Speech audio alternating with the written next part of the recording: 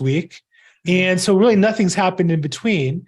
I'm Bill Gross. This is our Wednesday Homebuyers Seminar. I'm a broker in Los Angeles, California. I'm here with my friend, Ms. Patricia.Castillo. Patricia.Castillo, that's right. Nice to have you back, Patricia. Thank you. How about the real estate market, huh? Yeah, I'm seeing that it's basically getting a little busier with the low inventory that we've mentioned recently. And definitely the multiple offers are back. So we're seeing that as well. Lots of activity. One of the homes that I was taking a listing on near in Corona, it's in a small little community, and this home went pending in a week. So they listed it. They were on the market for a few days, had one open house, and then boom, it's an escrow.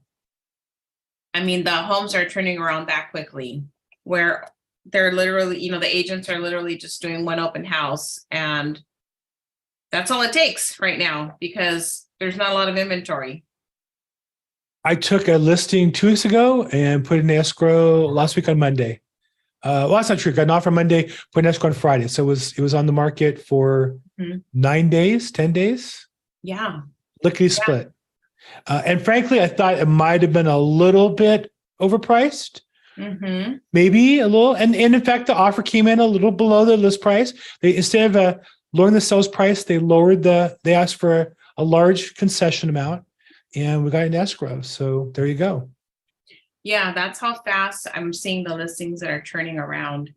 And also last year I was seeing a lot of the requirement for a cross qualification, where as a listing agent, you want to make sure that the buyer does qualify for the financing and they're not just sending in this inflated offer and they don't actually qualify. So I'm seeing more of the cross qualification requirements these days, and just making sure that the buyers do qualify for, for the financing, because the inventory is tight, they're quick to make an offer, but maybe not necessarily have the funds, especially if they're coming in with an over asking offer, whether it's, even $10,000, you still have to have that money available when you make the offer. So we had to go through that. The Gustavo and I have a deal in escrow right now, and the listing agent asked us to cross qualify.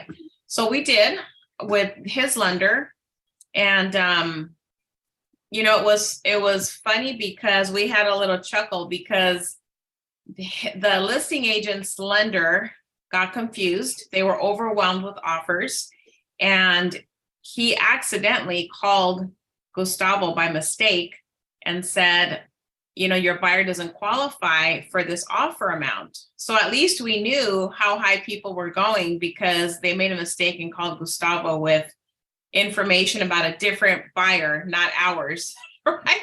So he gave away this information about some number that another buyer had offered and said they don't qualify. So at least we knew how high people were going. We knew how that buyers weren't really qualifying for that offer amount.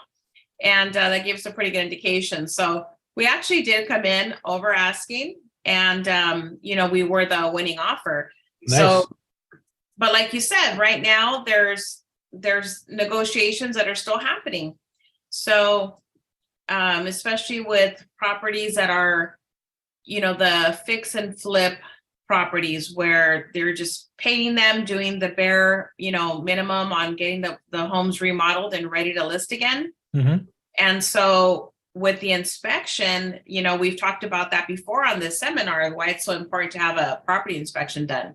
Right. We got our inspection done, which led to more inspections. So now we're actually cutting down on the price, and we're negotiating maybe a new price. We'll see. We'll see what happens.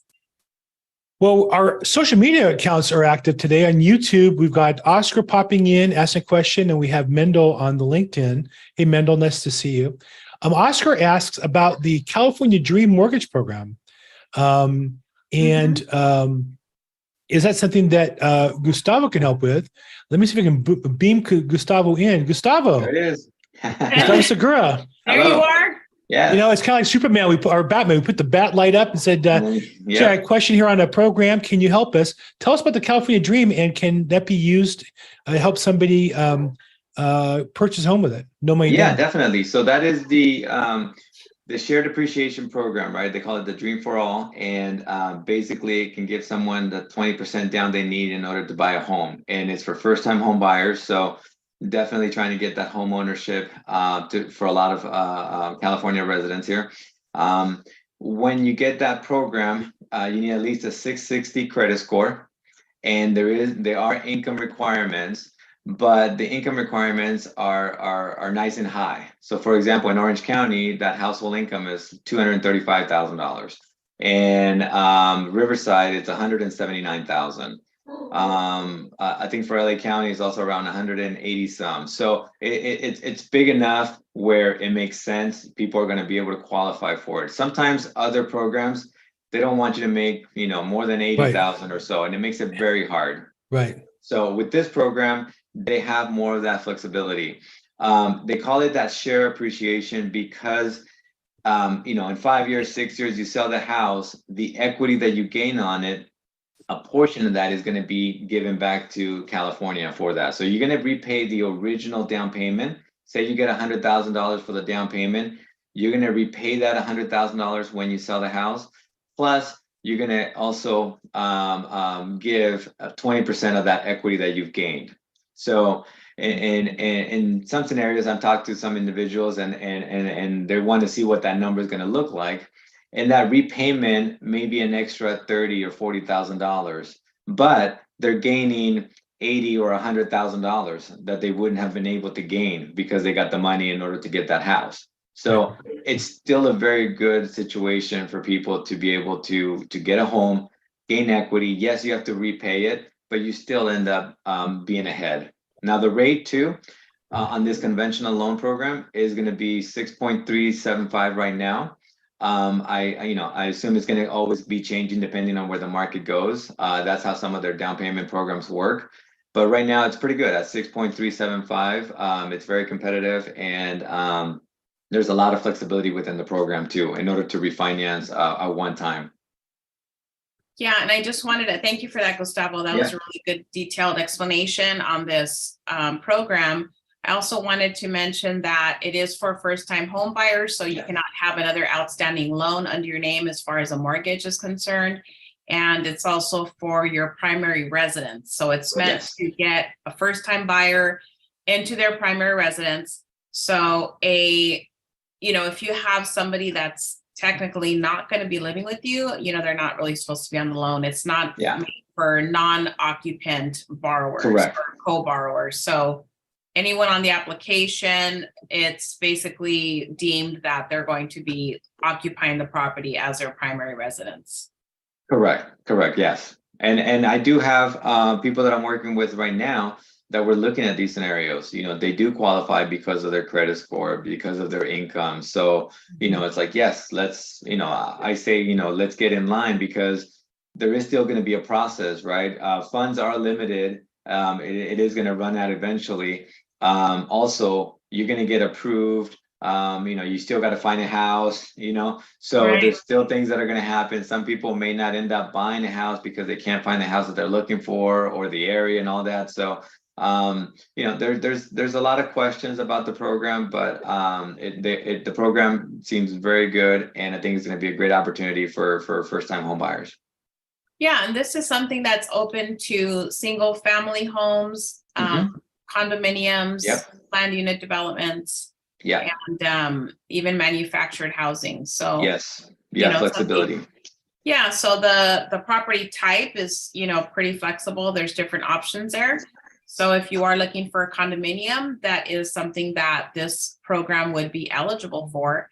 And it looks like you also have to complete the home buyer education counseling and obtain a certificate of completion, through an approved counseling organization that the program allows for. So I think that's also very important, because as a new homeowner, you're kind of, getting used to the new budget, and then you have other bills to account for as far as the maintenance of your home.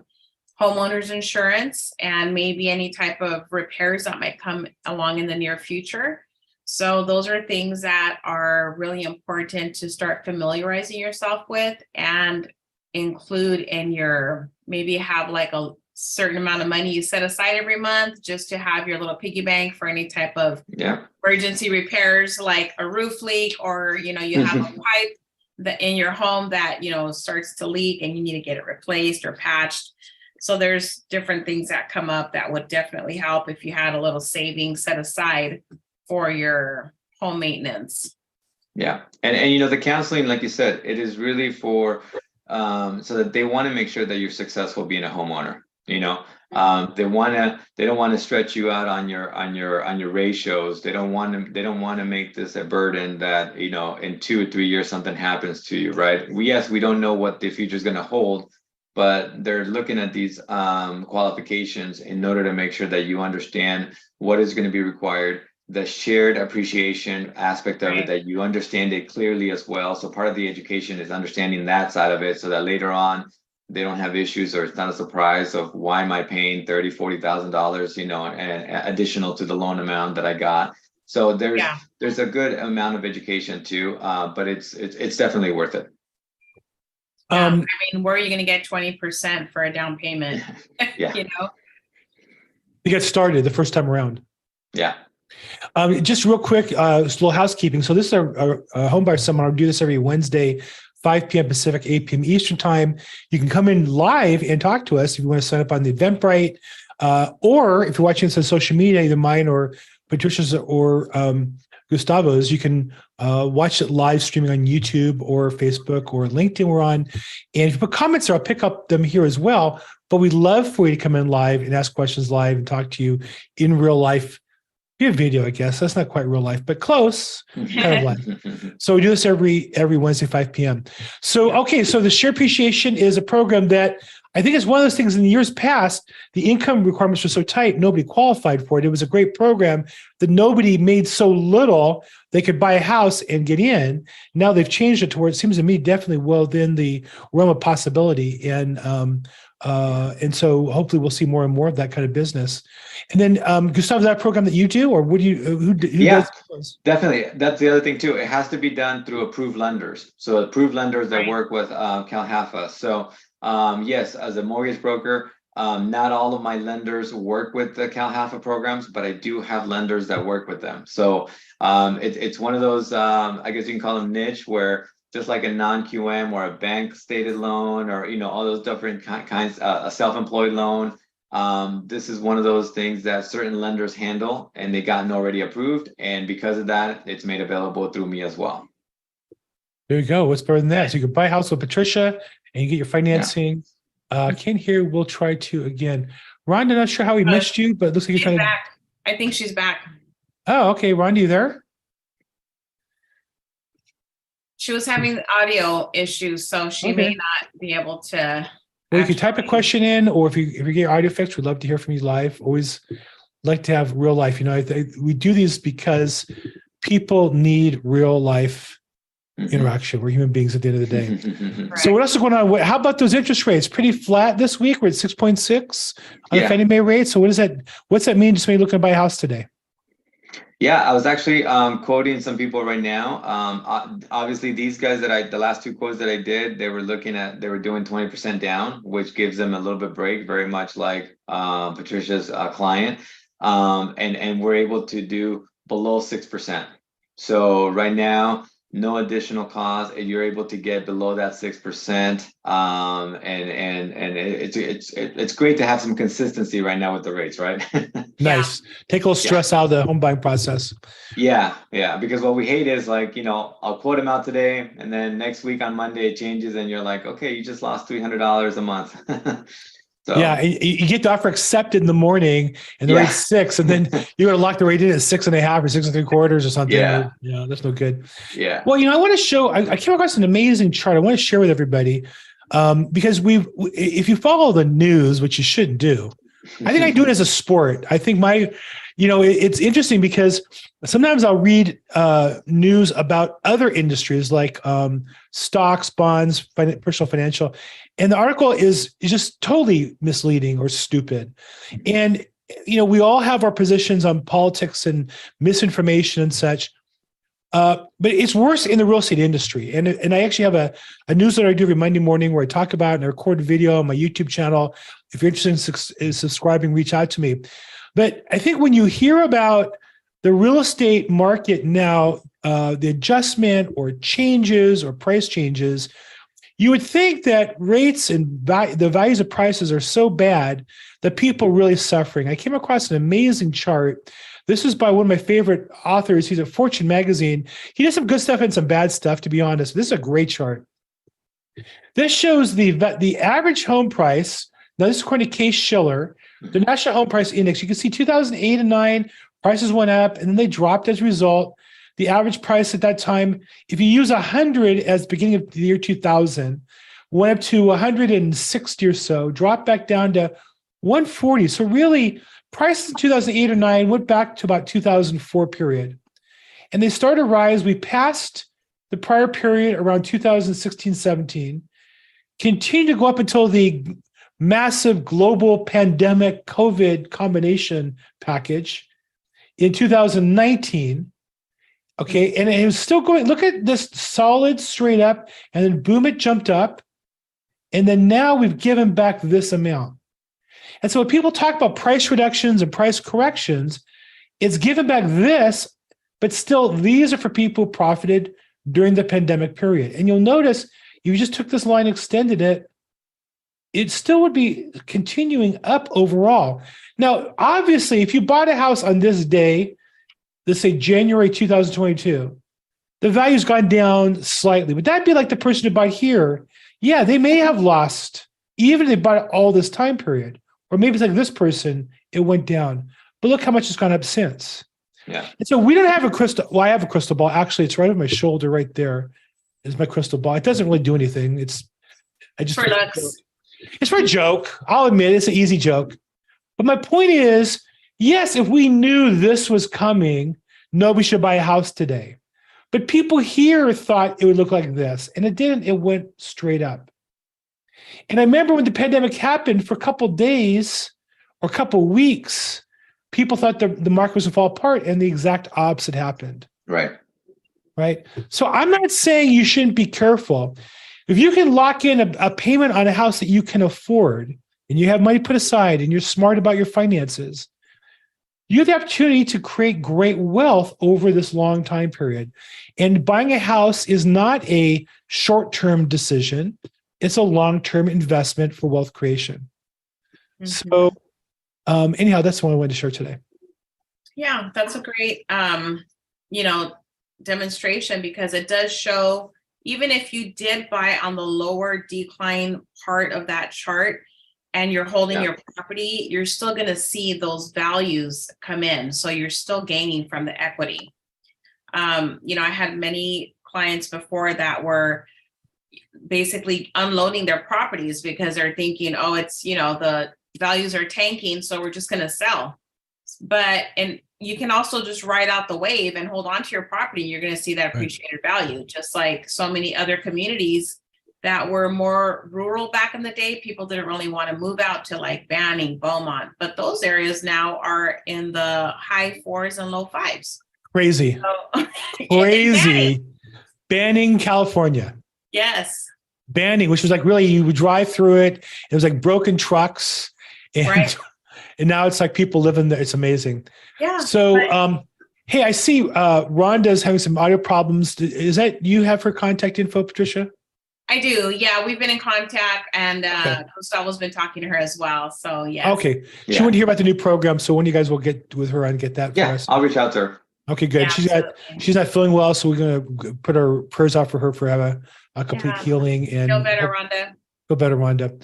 Help me, Rhonda. I had a girlfriend. When that song came out when I was in high school in 1976, my high school girlfriend's name was Rhonda. Help me, Rhonda. I mean, that was just the greatest. Yeah. So anyhow, Rhonda, hope you feel better. And it wasn't this Rhonda, it was somebody else. And I'm married now, so we don't really talk about that at all. Okay, look, well, we kind of got a little bit towards the end of time here. Anything else you guys want to share? Anything pressing or any updates? Well, I just wanted to share really quickly on what a big difference it makes when the interest rates drop just a little bit. So even if it's less than a whole percentage point, it still makes a really big difference. So we have a client that we're working with right now. This is, real time example. So they were approved for a certain amount. The rates, we hadn't locked them in yet because we're still actively searching for homes. So once I saw that the rates dropped a little bit, I contacted Gustavo and he was working on refreshing the loan approval.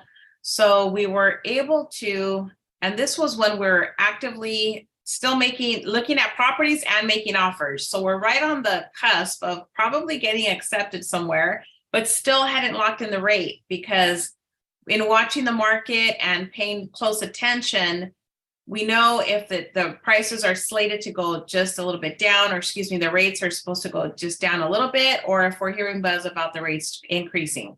So in this case, we held off on locking in the rate. At the last minute, when I was actually submitting the offer, Gustavo was able to get the loan approval increased by another $10,000, which made a really big difference because that's $10,000 that's not coming out of the client's pocket if your offer is an over asking offer that you're going to be submitting.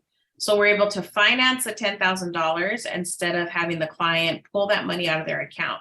So I just wanted to mention, really pay attention to the rates, talk to professionals like us who are in the game every day, paying attention to what the statistics look like and like what Bill just showed us. So all this makes a difference when you're looking at buying a property. Don't lock in your rate right away.